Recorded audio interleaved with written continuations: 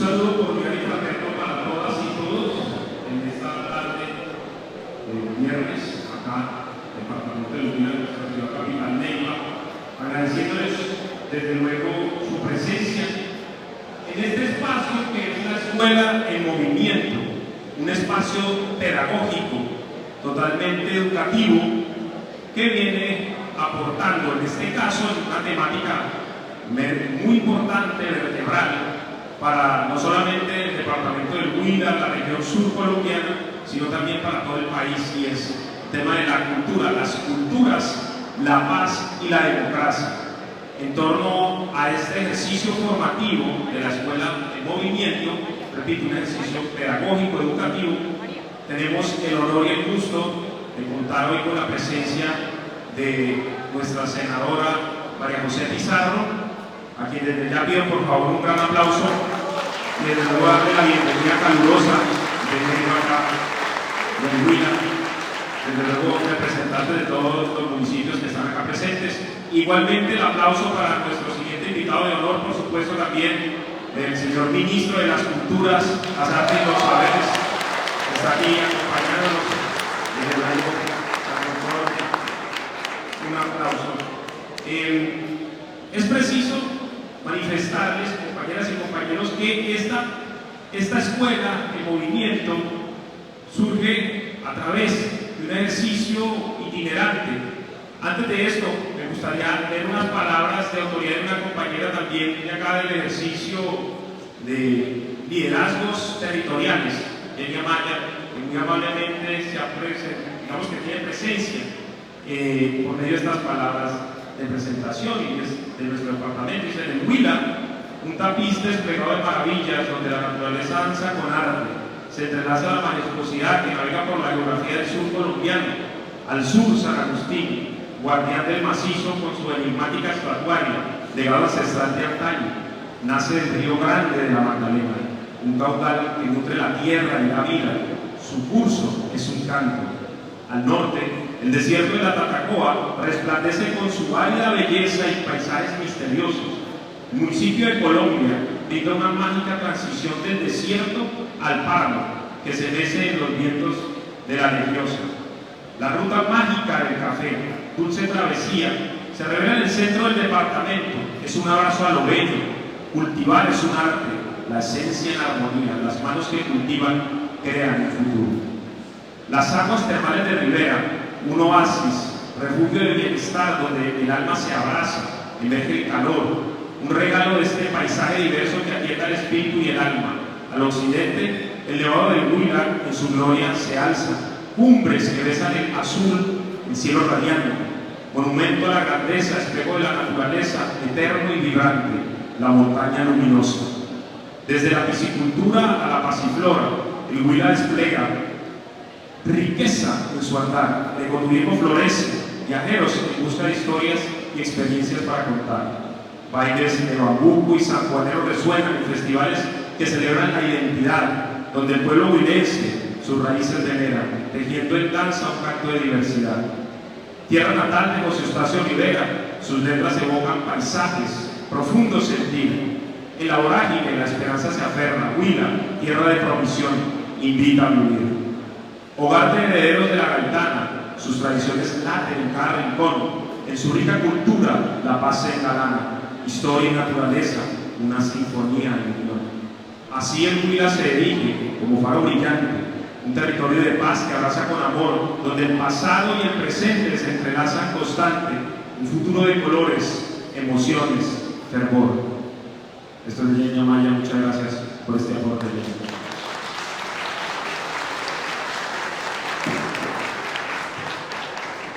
Para presentar la escuela en movimiento, es preciso decir, es momento de cambio. El mundo hoy está cambiando de manera acelerada. El país hoy está cambiando. La cultura está en constante transformación. La política está en movimiento. Las instituciones son objeto de cambio. El aprendizaje es también una experiencia vital de cambio.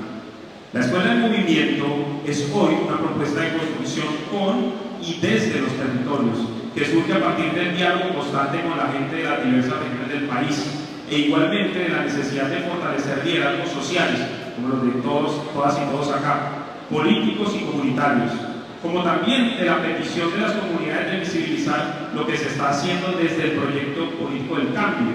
Por lo tanto, esta escuela se propone como un espacio de diálogo para el fortalecimiento del trabajo territorial, en donde la formación y el aprendizaje se constituyen en una experiencia dinámica y continua, una experiencia de aprendizaje colectivo a partir del diálogo entre comunidades de los diferentes territorios y estas representantes de las instituciones que hoy lideran proyectos de cambio en el país. La Escuela del Movimiento se tiene dentro de un diálogo ampliado con liderazgos de a pie en las regiones del territorio nacional, que permite democratizar la política sin poner unos liderazgos por encima de otros, horizontales. La construcción de un proyecto de país desde la Escuela del Movimiento implica la práctica de la política del amor, la comprensión del mundo reconociendo saberes, conocimientos, diferencias y los lugares que luchan de todos hemos asumido en décadas de historia de resistencias, luchas y reivindicaciones. La Escuela del Movimiento se viste de campesino, de barrio, de negro, de indio, de diferentes pisos térmicos, de paisajes, llanuras, montañas, costas, y se desviste también para aprender desaprendiendo, pero con la certeza de caminar por la justicia social y la paz. Es preciso plantear ahora también una invitación a todas y todos los presentes, y es que atrás pueden ustedes, además de ver desde luego en la imagen de invitación para esta escuela, el día de hoy, para este conversatorio, igualmente un código QR, en donde todas y todos podrán colocar ese código y plantear una serie de preguntas que posteriormente, al final del espacio, vamos a estar compartiendo algunas de estas preguntas con nuestros invitados especiales y por supuesto para desde allí pues poder compartir con ellos las respuestas. Entonces les invitamos a todas y todos que podamos hacer parte de esta interacción de conocimiento. Vamos a presentar entonces el perfil de nuestra invitada especial de hoy, la senadora María José Pizarro, artista plástica, colega, lideresa política progresista de Colombia y América Latina, activista por la paz y la memoria, madre de 2 hijas, senadora de la República por la coalición Pacto Histórico 2022-2026 y representante de la Cámara por la lista de la licencia 2018-2022, vicepresidenta del Senado 2023-2024 y delegada del gobierno del presidente Gustavo Petro ante la Mesa de Diálogos de Paz con la Guerrilla Ejército de Liberación Nacional, ELN. Ha dedicado gran parte de su vida y carrera a recuperar, tejer y defender la paz y la memoria viva del país.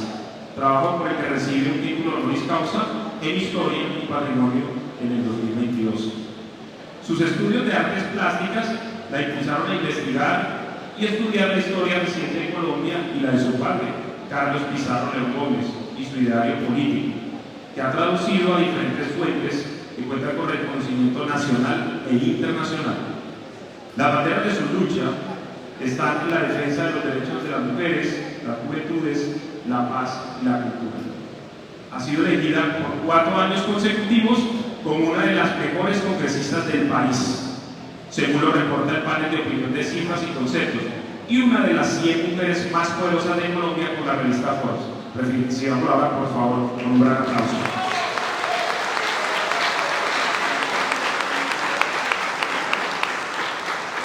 De igual manera, el perfil de nuestro ministro de las Culturas, las Artes y los Saberes, el señor Juan David Correa Ulloa. Juan David Correa Ulloa, Bogotá, 1976, estudió literatura en la Universidad de los Andes en Bogotá. Al graduarse, trabajó como redactor cultural en El Espectador. Durante algunos meses fue corresponsal en París para el mismo semanario. Entre los años 2001 y 2002 trabajó como periodista en la revista Cromos. Fue coordinador de prensa de Funda Lectura, una fundación para la promoción de la lectura en Colombia. Igualmente fue editor y director de Arcadia.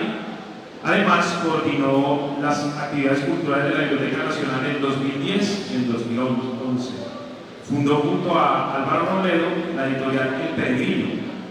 Fue el coordinador cultural de la Cámara Colombiana del Libro y director literario del Grupo Planeta en Colombia desde 2019 hasta julio de 2023. Un aplauso, por favor, le solicitamos para esta organización.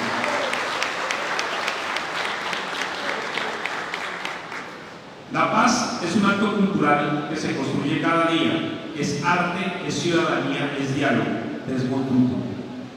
La educación es el arma más poderosa que puedes usar para cambiar el mundo, y en un mundo en paz debemos fomentar una cultura de respeto y democracia.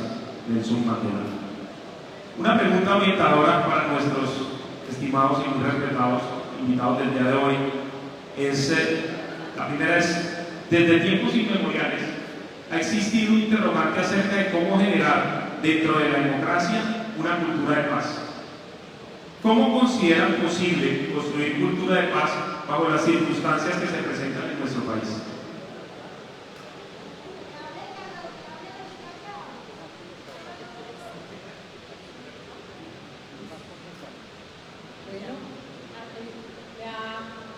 El ministro que arranque yo, entonces voy a tener, no sé si me escuchan bien, ahí mejor. Bueno, creo que toca ponerlo así bien de frente para que me escuchen bien. Pues lo primero es que la cultura no solamente es un motor para la paz, sino que es un motor para la transformación de nuestra sociedad. En nuestro país, pues por supuesto, una transformación social está estrechamente ligada con una cultura de paz, o al contrario, sin una cultura de paz no vamos a obtener nunca una transformación social. Nosotros acabamos de vivir y precisamente llegamos a este gobierno fruto de un gran estallido social que también fue un gran estallido cultural. Más allá de las movilizaciones, de la estigmatización que en estos años y la tergiversación que en estos años han tenido esas movilizaciones, alrededor de esas movilizaciones había todo tipo de expresiones culturales. Teníamos batucadas, teníamos chimbías, murales, grafitis, canciones, artistas de distintas disciplinas confluyeron alrededor de este estallido social y a través del arte y la cultura cuestionaron profundamente, precisamente, no solamente el gobierno, sino que cuestionaron profundamente a la sociedad colombiana. Así que, si de alguna manera desde el estallido social se interpeló inclusive la concepción misma de nacionalidad, el sentido de pertenencia de las juventudes y de la gente, exigiendo una nación de la cual ellos pudiesen hacer parte, fue precisamente la cultura. Es más, uno de los símbolos más hermosos que tuvo el estallido social fue precisamente, y que no hemos de alguna manera simbolizado y no hemos dotado de la fuerza, no hemos aprovechado la inmensa oportunidad que eso supuso, fue cuando cientos de miles de jóvenes cogieron la bandera de Colombia, se la colgaron a los hombros y salieron a exigir una nación para ellos. Y no alcanzamos a imaginar lo profundo de ese hecho. La mayoría de esos jóvenes eran jóvenes que estaban en la marginalidad de la nación colombiana, que provenían de los sectores más populares, de familias y de comunidades empobrecidas, que de alguna manera tenían que expresar e interpelar a la sociedad de distintas maneras, una sociedad que era absolutamente indiferente a eso. Pero los jóvenes dijeron, con ese simple hecho de colgarse una bandera en los hombros, dijeron: nosotros queremos una nación que nos haga parte y una nación para nosotros también. Y en distintos momentos de la historia, cuando se busca interpelar a la sociedad, cuando se busca inclusive derrumbar esos discursos hegemónicos y esa cultura hegemónica, la cultura ha sido fundamental. En la Revolución Mexicana, por ejemplo, los muralistas, los artistas, los cantores salieron en un grito casi que al unísono a respaldar no solamente la Revolución Mexicana, sino a dotarla de contenido y hacer que la sociedad mexicana se apropiara de la revolución cultural, de la revolución mexicana, del proceso de la revolución mexicana. Distintos artistas la han pintado a lo largo de los años, distintos músicos la han cantado, incluso hay monumentos, el movimiento en la Avenida de los Insurgentes, el monumento a la revolución, es decir, hay toda una construcción cultural, inclusive a través de la danza, en la recuperación de personajes anónimos como las Adelitas que participaron en ese proceso revolucionario. Cuando en Argentina, por ejemplo, se buscaba interpelar los tiempos de la dictadura y las atrocidades que habían sucedido con la dictadura, las madres y las abuelas de Plaza de Mayo, poniéndose un pañuelo en su cabeza, empezaron a cuestionar al gobierno, a exigirle justicia a ese gobierno, a exigir verdad a ese gobierno, pero de manera muy acertada y muy sensible, a través de figuras, digamos, de la silueta de las figuras de los hijos que habían perdido, de sus rostros, de sus pañuelos, del arte y de la música. En plena dictadura empezaron a cuestionar y a evidenciar lo que estaba sucediendo en Argentina, y nuestro país no se queda atrás. A lo largo de todos estos años, a través de distintas expresiones culturales, galerías de la memoria, canciones, música, libros, ejercicios de investigación, ejercicios de memoria, etcétera, se permitió, cuando se negaba la existencia del conflicto armado, que las narrativas de las víctimas hiciesen parte de una narrativa y de una historia nacional que hoy es imposible de negar. Estamos en un momento muy especial donde la paz está cuestionada, donde la posibilidad de la continuidad de la paz casi que estaría en entredicho por sectores que se oponen precisamente a que estas narrativas se hayan instaurado en una narrativa de nación que nos integra a todos. Pues muy bien, aquí tenemos una oportunidad única y especial, y es precisamente el ejercicio que creo yo viene liderando el ministro de Cultura, que es interpelar a la sociedad colombiana, construir símbolos, entregarnos también una narrativa de nación que nos integre y de la cual nosotros hagamos parte. Gracias, María José, y gracias.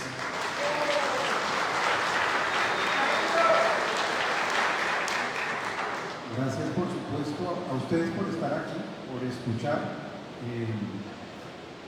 Creo que la idea misma de tener una escuela que se mueva es una idea que construye paz. Cuando las escuelas están quietas, se inmovilizan, no salen a la calle, ¿mejor? Sí. Se vuelven de alguna manera formas de repetición de un conocimiento que se va estancando. La pregunta es muy buena porque habla de algo que una dos términos: la cultura y la paz. Lo primero es que hemos considerado de manera equivocada, y sobre todo en los últimos 30 años, a partir de la puesta en marcha, ya casi 40 años, de un proyecto neoliberal, que la cultura eran las expresiones artísticas solamente, que era el individuo y su expresión, y que esas culturas entonces, o esas artes, tenían que articularse a un sistema que poco a poco ha ido entrando en una profunda crisis, que es el sistema del capitalismo acelerado, del capitalismo fósil. Este momento de emergencia y de llegada de un gobierno del cual yo me siento orgulloso de pertenecer, porque no hay nada más maravilloso que pertenecer a una idea, y es la idea del cambio, entendiendo que los cambios son complicados, que los cambios son complejos, que los cambios no ocurren de la noche a la mañana, sino háganse a ustedes mismas y mismos el autoexamen de cuánto les ha costado cambiar ciertas cosas en su vida. En ese sentido, entonces, también el acumulado de ideas, reflexiones, movimientos sociales, comunidades, sensibilidades, territorios olvidados, ha llegado a sentarse, por lo menos en el gobierno, quizás como dice el presidente a veces, aún no en el poder, porque es precisamente el poder el que no ha dejado, no se ha movido, no ha salido, no ha puesto en marcha escuelas en movimiento. La cultura, ¿qué tiene que ver con esto? Yo creo que tiene que ver todo, porque no estamos por fuera de la cultura. La cultura no es una cosa que esté allá, la cultura no es la materia de final del horario escolar, la cultura no es un adorno de la realidad, la cultura es lo que nos constituye, la cultura es cómo hablamos, cómo pensamos, cómo nos relacionamos, cómo cocinamos, cómo cuidamos, y también dramáticamente en este país, cómo hemos sido capaces de fragmentarnos, aniquilarnos y violentarnos de una manera trágica y dramática. Tendríamos que preguntarnos si esa ya no es también una forma cultural dentro de nosotros, la forma de resolver los conflictos, la forma de dirigirnos a otros, la forma de considerar de manera brutal a las mujeres como cuerpos sobre los cuales ejercemos violencia, como está sucediendo de manera dramática en este país con una niña ayer. Esa es una cultura patriarcal, es una cultura que se impone, es una mirada que deja por fuera otras sensibilidades. Y esa, de alguna manera, de fondo, es la propuesta de este gobierno. No estamos en paz, pero para alcanzar la paz tenemos que dejar de pensar que la paz es un punto de llegada.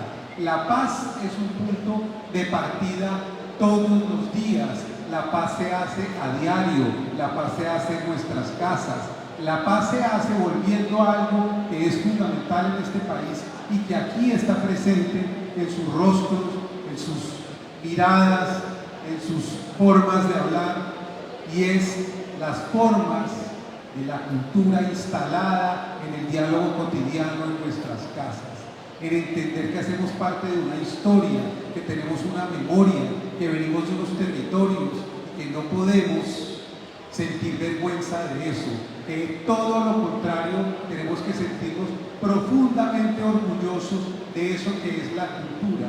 Ahora bien, ¿qué hizo, a mi manera de ver, con gran acierto la ministra Patricia Ariza, quien además hoy acaba de recibir el premio Vida de Obra, y pido un aplauso para ella, por supuesto?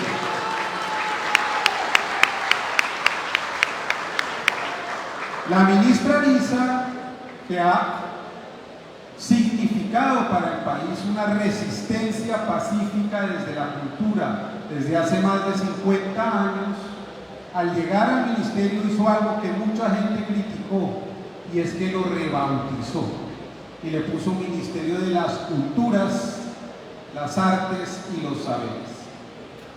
Cuando la ministra nombra de nuevo a este ministerio, lo que nos está diciendo es: piensen en ese nombre que le estamos dando a este ministerio y piensen en por qué. El por qué ya encierra el significado de cómo podemos construir la paz en el país. Somos un país de culturas y no de una sola cultura.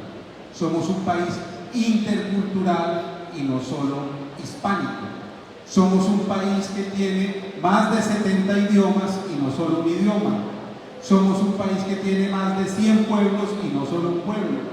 Somos un país en donde esos pueblos, en general marginados, a donde no ha llegado la cultura que se impuso en el país, ha sido capaz de cuidar, incluso ante la peor brutalidad de la violencia, sus territorios. ¿Gracias a qué? A la cultura.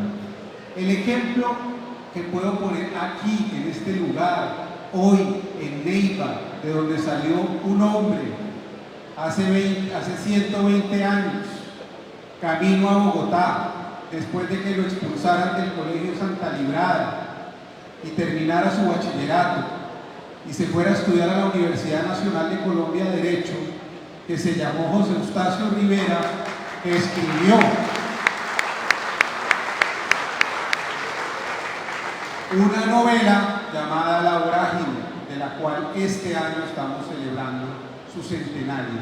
Por primera vez, diría yo, de una manera audaz y distinta, no celebrando una efeméride de un libro que nos parece importante, sino instalando socialmente una conversación que tiene que ver con esas culturas de las que estoy hablando. Unas culturas que ese señor conoció porque le contaron en Orocue que durante 20 años se habían asesinado a miles de personas en la selva amazónica colombo-peruana. Esas miles de personas se cuentan en número de 60.000. Fueron pueblos, personas, huinanes, huitotos, esclavizadas para extraer el caucho de los árboles en una empresa que también tenía una cultura detrás, una cultura de la ambición, una cultura de la acumulación, una cultura de esclavizar al otro para ponerlo a mi servicio y no una cultura del humanismo como falsamente han dicho los europeos que son. Los europeos han sido colonialistas y eso hay que decirlo sin miedo, sin agredir a nadie. Aquí hubo unas culturas que se sometieron por parte de esas colonias y esas culturas han sido arrasadas durante años. Sin embargo, hoy tienen la verdadera respuesta para enseñarnos a construir la paz, porque solo un pueblo de esos, aniquilado prácticamente entero en el Amazonas, como lo testimonian los profesores John Landaburu y Roberto Pineda, que volvieron al Amazonas y a la Casa Arana en 1969 y estuvieron sorprendidos de encontrar que el pueblo huinane aún sobrevivía y era un pueblo festivo y era un pueblo alegre, y ellos le preguntaron a sus autoridades: ¿y ustedes por qué están así? ¿Ustedes los arrasaron? Dijeron: porque lo único que nos salvó fue la fuerza de querer recuperar nuestra cultura. Eso han hecho los pueblos ancestrales en este país. Eso han hecho las comunidades negras, palenqueras, afro, raizales, campesinas. Estas son las culturas de este país que tienen entonces una llave y una respuesta para la verdadera construcción de paz. Si no iniciamos este diálogo intercultural, si no intervenimos en los territorios teniendo en cuenta su cultura, no es lo mismo intervenir en la Guajira y la lógica del agua que maneja la cultura guayú e intervenir en el litoral pacífico y en el cañón del Micay, en donde las lógicas culturales de manejo del territorio son radicalmente distintas. Así que si no nos proponemos todos como sociedad volver a reconocer nuestras culturas, no vamos a poder hacer la paz. La paz es el reconocimiento de esos saberes, de esas artes, de esos símbolos y de esa enorme megadiversidad que tenemos y que también tiene que ver con la cultura. Por eso este ministerio ha considerado que su acción es biocultural, no solo cultural, porque somos una especie más, porque no estamos por encima de nadie, porque tenemos que replantear nuestra manera de vivir en este país para reconciliarnos con aquello que consideramos inanimado y que hace parte de nuestras vidas. Ni más ni menos, ese es el desafío que estamos enfrentando, ese es el desafío que ha puesto el presidente en la escena internacional, y evidentemente eso está teniendo unas tensiones brutales que se expresan en la guerra. La insistencia de personas como María José, yo y una generación completa es que nos estamos radicalizando por la paz, por la construcción de una convivencia, no de un consenso, de una convivencia intercultural que considere que no todos debemos pensar lo mismo, pero que por pensar diferente no nos tenemos que matar. Eso sería. Muchas gracias. Muchísimas gracias a los invitados. Una siguiente pregunta que va unida y creo que orgánicamente eslabonada con la anterior. Sabemos que el señor ministro tiene poco tiempo, quisiéramos que empezara por la respuesta del señor ministro, y es si ustedes consideran pertinente y sobre todo viable el desarrollo y ejecución de un programa nacional de cultura ciudadana hacia la construcción de la paz en Colombia. Quiero recordarles rápidamente a todas y todos, atrás tenemos el código QR en donde pueden allí inscribirse cada uno de ustedes y también colocar una pregunta, por favor, para nuestros invitados. Me acaban de decir que atrasaron el vuelo, así que puedo salir de acá a las 4:30. Ay, muchas gracias. Así que no hay tanto afán. Pero para no seguir tirándole la pelota al caliente a mi colega María José, me despisté. La pregunta era cuál. Claro que sí. ¿Consideran pertinente y sobre todo viable el desarrollo y ejecución de un programa nacional de cultura ciudadana hacia la construcción de la paz en Colombia? Yo creo que sí, es una ley, por supuesto. Compañera, ¿quiere hablar? Es que tienes tenemos un protocolo. Yo quisiera, sí, por favor, respetemos un poco el protocolo. Nosotros ahora al final vamos a tener un cierre y una oportunidad de interactuar con el público. ¿Sí? Sí, para los dos invitados, su merced. Muchas gracias. Muchas gracias. Muchas gracias por la intención de participar. Podemos hacerlo en el código QR, pero digo, no queremos romper el protocolo. Gracias. Bueno, la pregunta sobre una cultura ciudadana yo la ampliaría a una cultura de paz y del cuidado, porque Colombia tampoco solo es un país de ciudades, y eso también tiene que considerarse.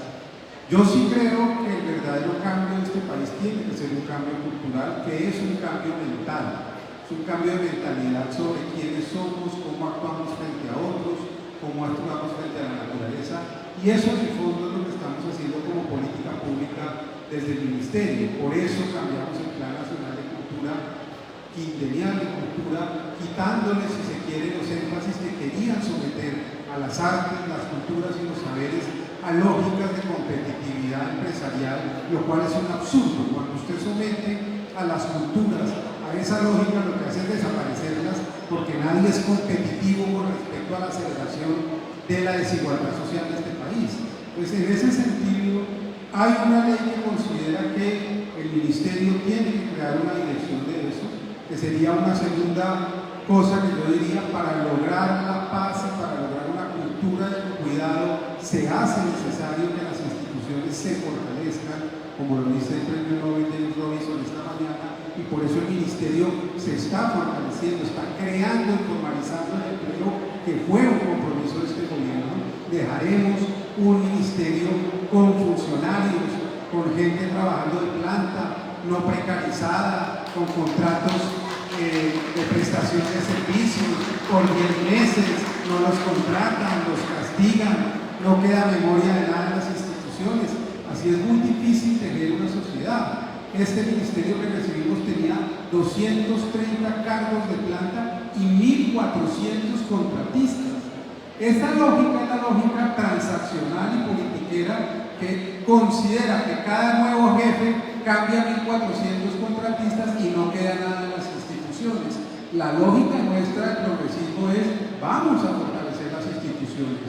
Este ministerio se comprometió y va a salir con 1.000 cargos, de 230 pasará a 1.000.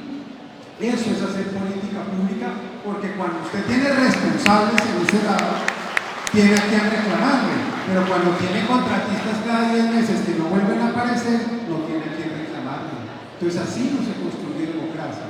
En ese sentido, dentro de ese fortalecimiento institucional, se creará, ya tenemos una estrategia de cultura de paz, pero crearemos ya como una oficina, la Oficina de Cultura, de Paz y del Cuidado, que es un término que yo le voy a lanzar la pelota a mi querida María José, porque sé que lo ha trabajado, que es muy distinto solamente a la idea de lo cívico, de demostrarle al otro cómo puede ser mejor. El cuidado, que es femenino y es el propósito del cambio cultural que tenemos que experimentar, de lo patriarcal a lo femenino, porque lo patriarcal fracasó, creó este momento que estamos viviendo. El cuidado considera otras culturas, otras formas de existir y de estar, y creo que es hacia allá, hacia donde tenemos que caminar. Este gobierno instaló el Sistema Nacional de Cuidado a través de la Vicepresidencia de la República y el Ministerio de la Igualdad.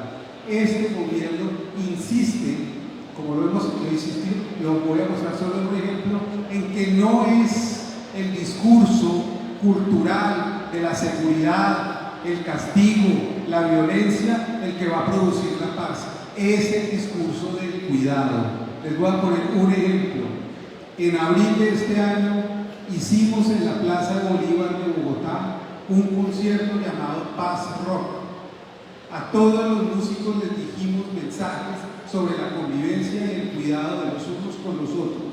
Eran grupos hardcoreeros, punqueros, metaleros de una potencia que se supone que está relacionada con la violencia. Yo le dije a mi grupo en la plaza: no habrá fuerzas armadas, no habrá eso, no habrá coacción. Vamos a dejar que la gente se comprometa y se responsabilice. El concierto se llama Paz Rock. Durante 6 horas cerró un grupo que algunos de los más jóvenes han escuchado aquí, que ya tiene un grupo que tiene casi 35 años, que se llama La Pestilencia. Esa banda de punk hardcore colombiano que representa una resistencia urbana desde finales de los años 80, tocó de último y le dijo algo a todos los muchachos y muchachas que estaban ahí. Habían 50.000. Les dijeron: vamos a hacer el pogo. El pogo es un baile que ocurre pegando los unos, el pogo más grande de la historia, y le vamos a demostrar al país que podemos bailar y acá no va a haber una sola pelea, y el que se caiga lo vamos a levantar, y el que lo atropelle lo vamos a cuidar. Ese día en la Plaza de Bolívar de Bogotá no ocurrió ni una riña, no hubo un herido. La paz es entregarle responsabilidad a la gente. Esa es la cultura del cuidado que está promoviendo este gobierno.